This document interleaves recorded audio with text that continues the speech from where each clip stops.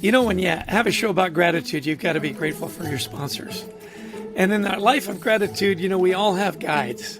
Somebody that guided us through our lives, that made us appreciate those things that we have. And that's why I'm so delighted and so grateful for our sponsor, Life Guides. Life Guides is a peer-to-peer community that helps people navigate through their day-to-day stressors by providing a place of empathy, listening, wisdom, and support with a guide who has walked in your shoes, experiencing the same challenge or life experience as you. A true life guide. And because you're listening to our gratitude podcast, if you go to their website, lifeguides.com/schedule a demo and add the code HEALTHY2021. The code is HEALTHY2021 in the free text box. You'll get 2 months of their services for free. 2 months for free. So sign up, show your team you care, get a life guide. Be grateful for those guides in your life, as I am grateful for our sponsor, Life Guides.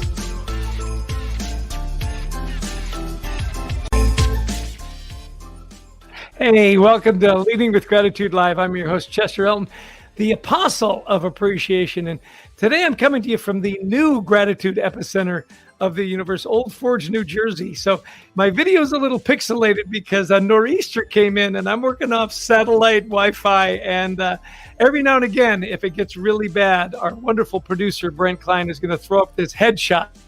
And that's when you know that the Wi-Fi got hit by the nor'easter. It is the year of COVID and the year of crazy. Well, listen, we love to have you as part of our gratitude community. You know, we always say, give us 30 minutes. We'll give you great information, great, statistics, and we'll give you a roadmap on how to create a life of gratitude at work and at home. You know, we're live streaming on YouTube, LinkedIn, Facebook, and all those wonderful channels.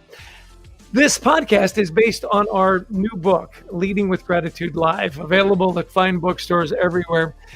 But what makes this show great is our community that tunes in and our wonderful guests. And today I want to introduce you to my new friend, the lovely, the talented Dr. Natalie Baumgartner. Let me tell you a little bit about Natalie as I read through her brief bio. Dr. Natalie Baumgartner is an engagement and culture thought leader and evangelist. She has spent her career translating engagement and culture research into a SaaS-based software, helping organizations to achieve high performance. Dr. Baumgartner holds her PhD in clinical psychology with a specialization in strength-based psychology. She serves on several boards, including that of the Consulting Psychology Division of the APA, and has long advised senior leaders on issues related to culture and engagement. Dr. Baumgartner is a popular speaker, regularly engages audiences on topics related to the employee experience, including a TEDx talk on the importance of culture fit. She is the lead person on culture for the wonderful company Achievers.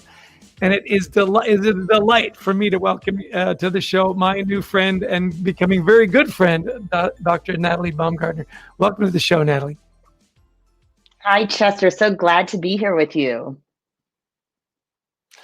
Excellent. You know, we get people coming in from all around the world to tune into our show. We've got Ikadar from Pakistan. We've got MD from Bangladesh, Ibrahima from Dakar. We've got Manzia from Canada, Izasan from Morocco, Nevin from Istanbul to Shakilar, 80 from Nigeria. We got a real international crowd here today. And by the way, as you listen to the show, I know you're going to have a lot of questions for Dr. Baumgartner. Put it in the chat box, and then we will throw it to our wonderful Command Question Control Center in Wichita, Kansas, the lovely and talented Janice Perkins. If there she is, wave to the crowd. As always, we want to thank Brent Klein, our producer, and Christy Lawrence, who finds all our wonderful guests, and we say is the straw that stirs the drink. Oh, and we've got Angela tuning in from Houston. Great, we've got somebody in the Northern Hemisphere.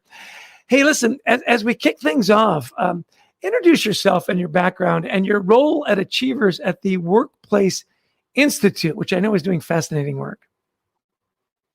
Sure, I'd be happy to. So I usually refer to myself, frankly, as just a culture and engagement nerd. I've spent my entire career focused primarily on organizational culture. I'm a clinical psychologist by training, but I hopped right into the world of consulting and worked with senior leaders on helping to develop high performance organizations by really focusing on culture and figuring out how to align their culture, how to merge cultures. And then I live in Boulder, Colorado, which is home of every entrepreneur that ever there was. And so about 10 years ago, had the opportunity to join a couple of them to develop a software company to bring culture measurement to life. And that platform was called Roundpeg.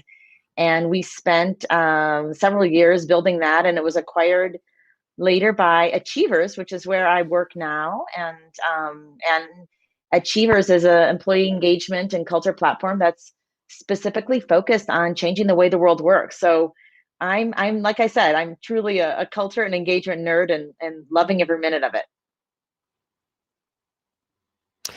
I love the mission of Achievers to change the way the world works, make it more engaging, make it more fun, make it more rewarding.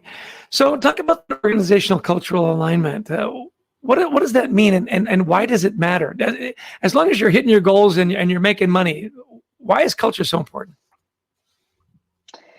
Yeah, well, culture is truly the backbone of organizations, and I think oftentimes I know I don't need to spout the virtues of culture to you, Chester, but I think oftentimes in organizations we shy away from culture because it feels like an important but kind of fuzzy and nebulous concept, hard to wrap our arms around. Um, and I really try to keep it simple. I think of culture simply as how you do things in your organization.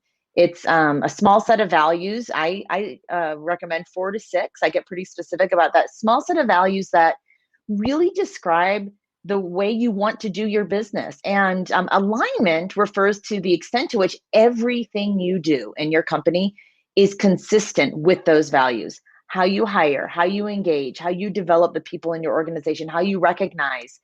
And we know that the more that an organization aligns their business practices with their personal and unique organizational values, we see great things happen. Higher levels of employee engagement, lower levels of turnover, higher levels of productivity and profitability. In fact, those companies that have high culture alignment are 6 times more profitable than their competition. So it's not fuzzy and nebulous when you get down to brass tacks like that. We often say culture is the soft stuff. And sometimes people say, hey, we do hard stuff here. And I say, look, the soft stuff is the hard stuff, and when you get the soft stuff right, the hard stuff gets easier. Well, I know you like to make things really simple. And so when you talk about culture, you talk about 3 things in particular. You talk about communication, recognition, and action. So let's break those down a little bit. So talk to us first about communication.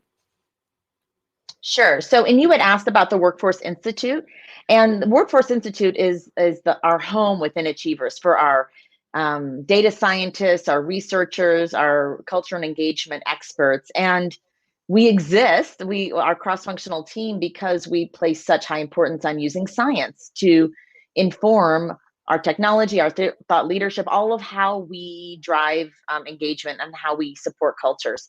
And so those 3 pillars that you just mentioned came through our culture alignment research model and are really the backbone of how you bring culture alignment to life. So if we start with communication, organizations are pretty good at saying, here are our values. They're on most companies' websites, oftentimes on the wall, if anyone can remember what the wall looks like now that we've all been at home for nearly a year. But, that's not enough. So having your values shared is not enough.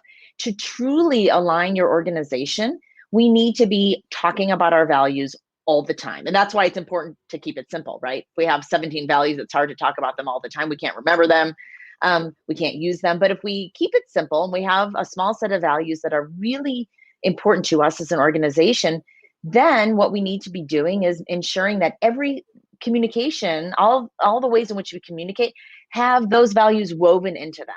So, our emails that we send out, the presentations that we provide at org-wide meetings, making sure that we are presenting, screenshots of moments when those values have really come to life within our organization.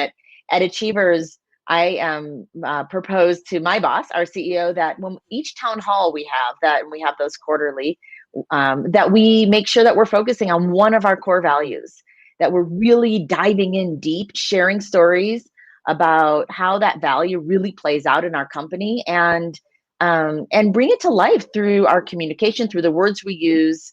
And that's important for that to exist all the way down the road. Yeah, I love your idea. Vision is who you want to be. Values is how you're going to get there. And we were dealing with a company one time years ago. We said, "What are your core values?" And they said, "Well, we've got 12." I said, "You've got no core values. 12 is way too many." I said, "Moses only had 10, and nobody can remember those either." Well, as we anticipated from our wonderful gratitude community, we've got a question. We're going to throw it to Wichita, Kansas, to our lovely and talented Janice Perkins, who's going to tell us all about, or ask the first question. Stump the expert. Go ahead, Janice. I didn't know this was a challenge. Okay, this is from Islam, who is a student at Boston College. And his question for you, Natalie, is how can you have more enjoyment in your work or position? Oh, gosh, I love that question. Well, I think there are probably about as many answers to that question as there are minutes left in our podcast. That's a great one. I think, though, that when people are really thriving at work, they thrive because they find meaning and purpose in the work that they're doing, and they are aligned. Their personal values are aligned with the core values of their organization, so that there's great continuity. I feel like the things my company is focused on is meaningful, and they're doing it in a way that's aligned with who I am. And then third, that my work is recognized. We know that recognition remains the single most powerful driver of employee engagement. And so making sure that, I know that people appreciate and value me for who I am and for what I do. I would say those are the top three in my book. And a perfect segue into your next pillar, which is all about recognition and how that fits into a great culture. You said it's the top driver. There are a lot of people still don't believe that, that money is the best motivator. And if you want people more engaged, you just pay them a little more. So debunk it for us, doctor. You bet. Well, there's definitely plenty of science behind the fact that recognition drives engagement more than financial compensation. But I know that I get it. I get that we're all sitting there going, yeah, but I'm pretty motivated by knowing that my time is well spent and then I'm being compensated appropriately. I think of money as kind of table stakes. You need to be compensated appropriately, but money rarely keep someone in a job where they are disengaged and where they're unfulfilled. And I will tell you that I moved from the world of culture and then evolved into recognition over the past 5 years when I joined Achievers. And I was really floored when I started to look at the data in terms of how much recognition impacts people's day-to-day, capacity to thrive at work. And I think it speaks to just the most human element that exists within each of us, which is to be known, to be seen, to be appreciated. And I think that because it's so fundamental to being human, that it overrides just about everything else. Isn't it interesting? I will often say that compensation is a great satisfier. Recognition is a great engager. Well, the questions are starting to roll in. So let's throw it back to Wichita, Kansas. We got a couple more. Janice, what are people asking? Okay, we have quite a few questions here. One is Amber in Cairo wants to know some new and creative ideas to help people enjoy their time at work. Oh, I love that.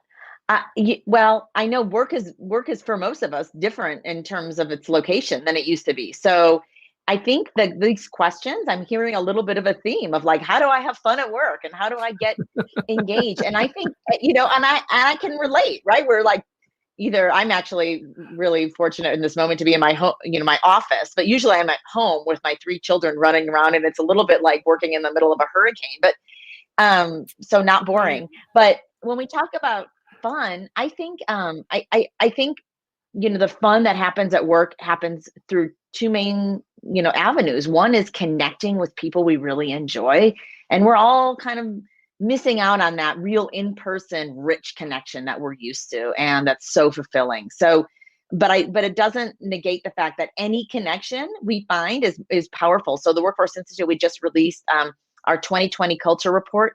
And we found that people, about over 1,000 individuals around the world reported on, what did they need in this pandemic? And the number one ask was more connection, more time with people at work. And so I would say to you, I know you're sick of Zoom, all of you, but reach out, connect with folks, because there's no replacement for that. And then the second piece is continuing to find meaning every day in what you're doing.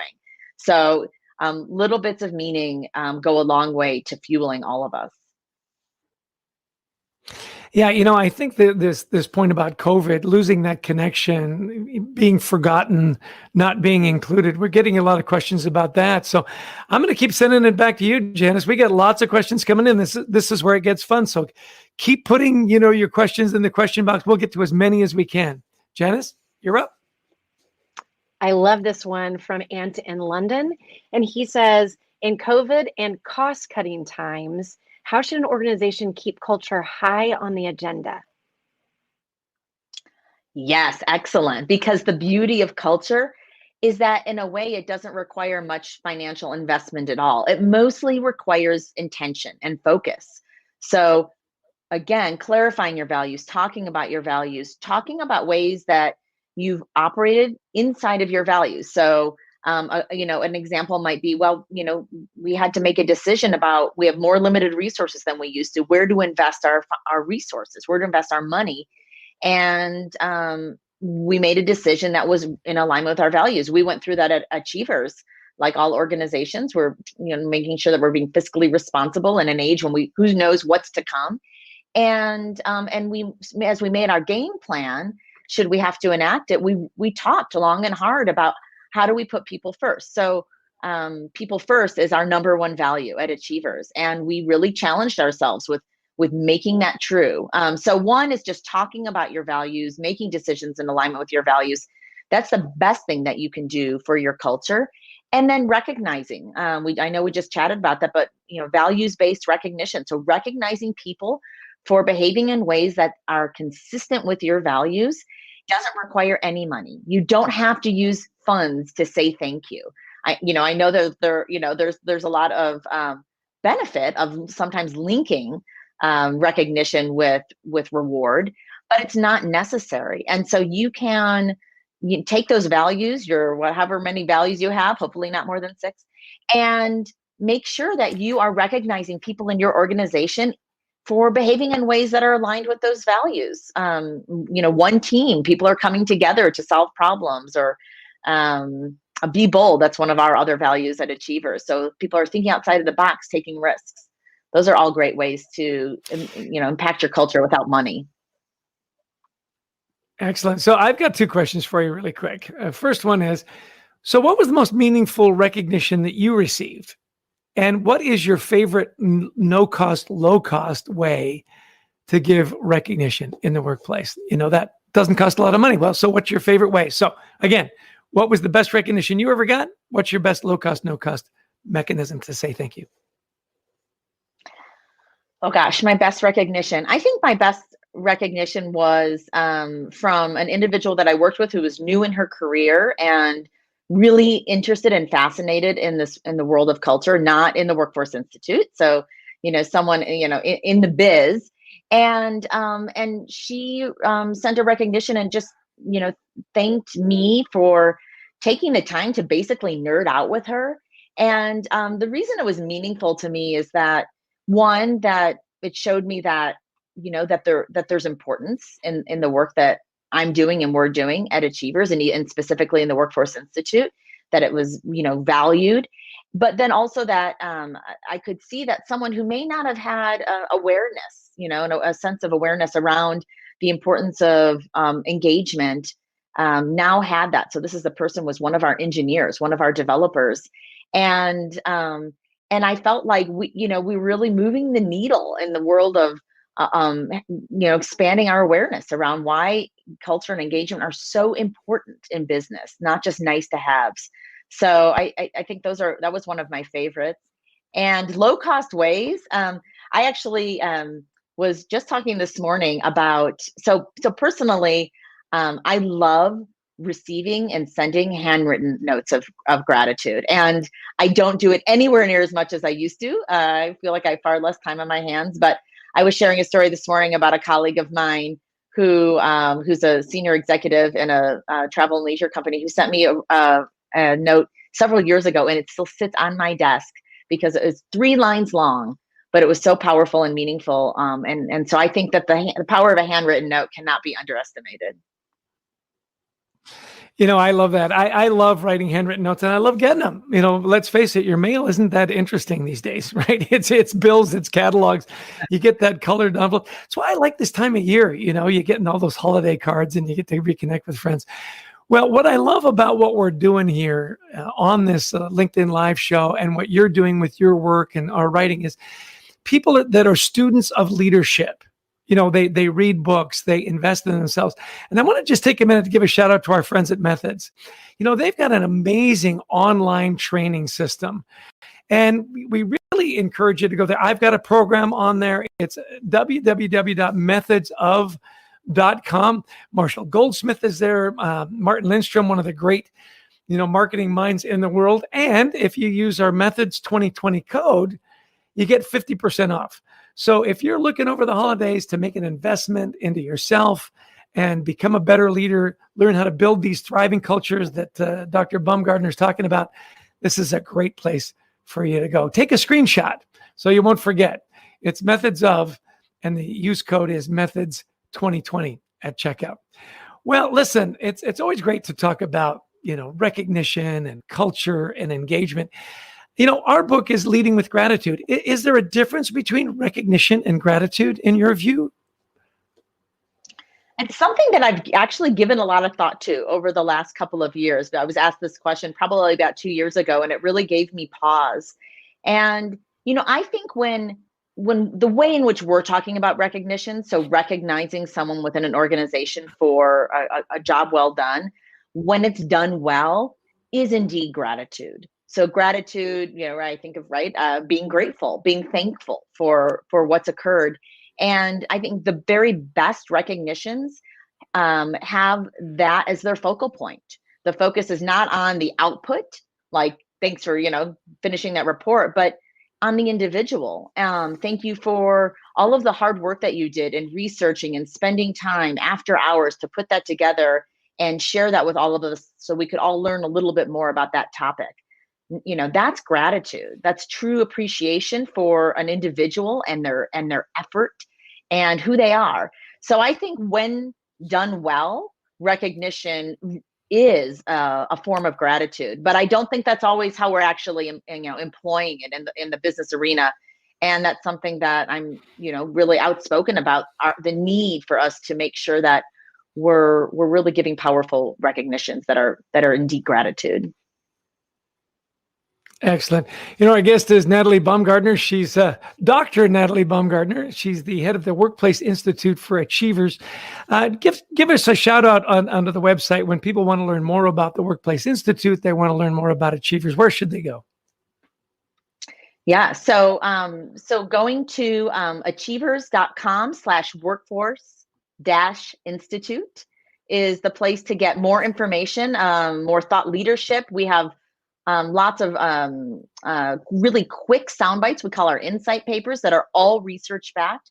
We also produce 4 quarterly research reports a year. We just released our last report last week, which is the Manager Empowerment Report, which really speaks to how to truly empower your leaders to be able to engage and recognize and drive culture for the people beneath them. Excellent. Okay, so we've talked about communication. We've talked about recognition. Your third pillar is action. So flesh that out for us. Action is where it's at. None of this really matters unless we're acting in ways that are in accordance with our values. So again, we can give a lot of lip service to our great values that are on the wall or carved into the side of the building. I've seen that a few times too. But unless we're acting in ways that are in accordance with our values, they mean nothing. And so really challenging yourself as an organization to ensure that you're hiring people who fit your core values. I often get asked, well, doesn't that mean we'd end up with a company of clones? And my answer to that is that would be magic if we could actually figure that one out. We're really just talking about that small set of core values. So bringing people in who share those core values is really important. Making sure that you're developing people in accordance with those core values. If you say that collaboration or innovation, like our Be Bold or our One Team values at Achievers, if you say those are critically important to you, make sure that you're empowering and supporting your people and developing capacity to live those.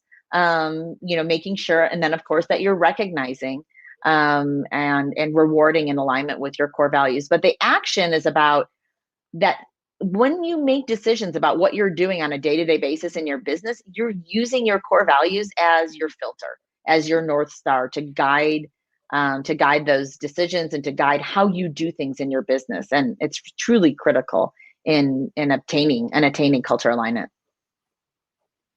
Excellent. Well, listen, we're going to go to Janice in Wichita, Kansas, our question command center. We've only got a couple of minutes left. So Janice, I want you to pick out your 3 best questions. And this is the lightning round, Doctor. So 3 questions, okay. 3 great answers. Wichita, you're up. Okay, here we go. This is on the heels of action. So this is Rita in New Delhi, and she wants to know, what do you do when a leader doesn't practice what they preach about values? Yeah, okay. Well, lightning round, I would first, that's the beauty of really communicating a lot about your values, is it's then easy to have a conversation about it and really speak to what those values are. Everyone should be aware of them, and then providing real world examples of what it looks like to be out of alignment and what it would look like to be in alignment. Sometimes people don't know. They need a path to follow to get there. So that would be my response to how to get someone more aligned. Okay, second question is Kevin from Arizona. When leaders disagree on the direction of an organization, what's the best plan of action to ensure the company doesn't fall apart or employees get confused? That's Remember, actually Doctor, one of the this is beauties the lightning of having, round. So be quick. Okay, core values.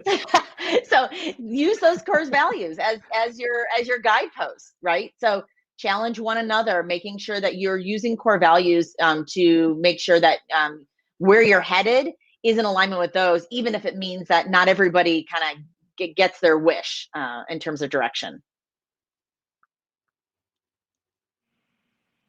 Okay, do we have one more? Okay, Mihad in Bangladesh. How do you address employees that question policies all the time?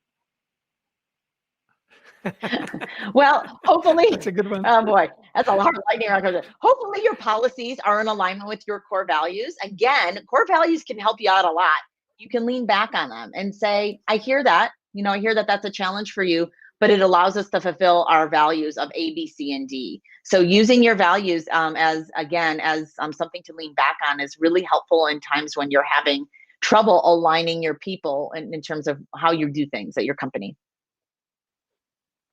Excellent. Well, as we knew, the time would fly by. Great questions. Thank you so much for our gratitude community for chiming in from all over the place. My 3 key takeaways are: it's communication, it's recognition, and none of that matters if you don't take action. So thank you so much, Dr. Natalie, for being our guest today. You can find out more about her work. Everything's at the bottom there in the lower third. Go to achievers.com / help me out, doctor, / what? Workforce-Institute. Excellent. Shout out to everybody that tuned in from all around the world, and a special shout out, I noticed he's in the audience, to my good friend Gary Ridge at WD-40. If it doesn't move, and it should, get your WD-40. Hey, listen, stick around, Dr. Natalie. We'll do a little recap at the end, but we're here wrapping up. This is our last show before the end of the year, before the holidays. We've got a little message from our publisher at Harper Business. Just a little subtle plug for our book. Alan Mullally, the head of the Ford Motor Company way back when, he said, what? I love this book. And then just a subtle reminder to buy me. Makes for a great holiday gift. Bar mitzvahs, anniversaries, you name it. Well, listen, we are delighted that you joined us here today. Follow us on LinkedIn. Sign up for our Leading with Gratitude newsletter. Now, I hope that during the holidays and as we wrap up this incredibly difficult year, that you'll be kind, you'll be grateful, and you'll be of service to each other. I always want to give a shout out to our wonderful producer, Brent Klein. He's in Austin, Texas. Nobody does it better. If you're looking for great online content, methodsofleaders.com, look for Brent. Back to Wichita, Kansas. Thank you so much, Janice, for being in our question command center. To Christy Lawrence, the straw that stirs the drink that finds us all our wonderful guests. And again, to our wonderful guest today, Dr. Natalie Baumgartner, head of the Workplace Institute at Achievers. Well, we've got a tradition, and we're sticking to it. This is our last show for this year. Let's put everybody up on the screen, Brent. Let's dance it out. Have a grateful day. We're sure happy for you.